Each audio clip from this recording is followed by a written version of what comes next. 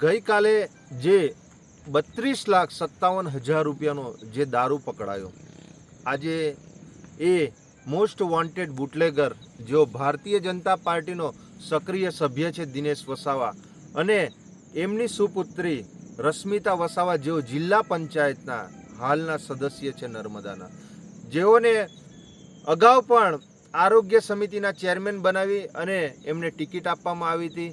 2016માં આ most wanted bootlegger Dinesh વસાવાએ એના ઘરે આમલેથા પોલીસ સ્ટેશનથી ફક્ત 3 કિલોમીટરના અંતરે 3 કરોડ રૂપિયાનો વિદેશી દારૂ ઝડપાયો હતો. અને ત્યારબાદ પણ આજે તમે જુઓ, સાંસદ મનસુખ વસાવા હોય, ઘનશ્યામ પટેલ, નીલ રાવથી લઈને શ્રેષ્ઠ નેતૃત્વ જે પ્રદેશનું છે તે તમામ નેતાઓ જોડે આ બુટલેગરોના ફોટા છે. આજે દારૂનો બુટલેગર હોય, આંકડા જુગારથી લઈને જેટલા પણ ક્રિમિનલ જે મોટા મોટા ગુનાઓ કરે છે એવા લોકો આજે ભારતીય જનતા પાર્ટીનો ખેસ પહેરે છે અને ખુલ્લેઆમ નર્મદા, ભરૂચથી લઈને સમગ્ર ગુજરાતમાં આજે એ લોકો ખૂબ મોટા પ્રમાણમાં આ ધંધાઓ કરે છે.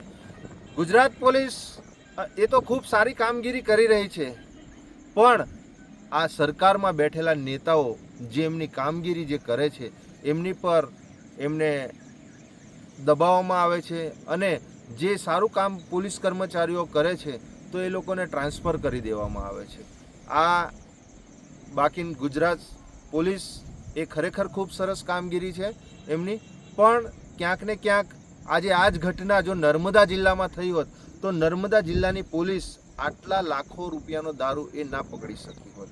આવો તો રોજનો દારૂ આ નર્મદા જિલ્લામાં આવે છે, પણ ભારતીય જનતા પાર્ટીના જે શ્રેષ્ઠ નેતૃત્વમાં બેઠેલા લોકો આ પોલીસ અને જે બુટલેગરો છે એ બુટલેગરોની સાંઠગાંઠના લીધે આટલો લાખો રૂપિયાનો દારૂ એ ઝડપાયો નથી, જેના લીધે આજે ભરૂચ પોલીસે એને પકડવો પડ્યો.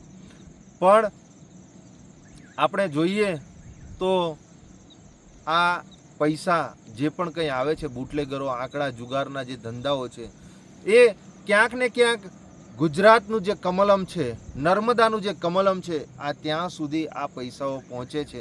એના લીધે આવા બુટલેગરો બેફામ બન્યા છે.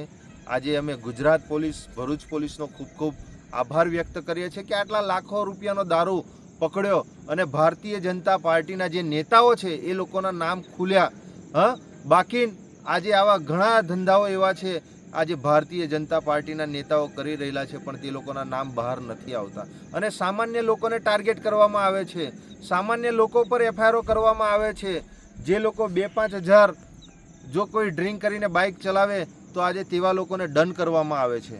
પણ આવા બુટલેગરો અને જે આવા નેતાઓ છે એ ખરેખર ભારતીય જનતા પાર્ટીમાં છે, કી પોસ્ટના હોદ્દાઓ ધરાવે છે. એના લીધે જ આવા લોકોને ગુજરાતની પોલીસ કંઈક કરી નથી શકતી. નિખર જો પોલીસને જો ખરેખર છૂટછાટ આપે તો ગુજરાતની પોલીસ ખૂબ સરસ કામગીરી કરી શકે છે. નિરંજનભાઈ વસાવા, પ્રદેશ સંગઠન મંત્રી.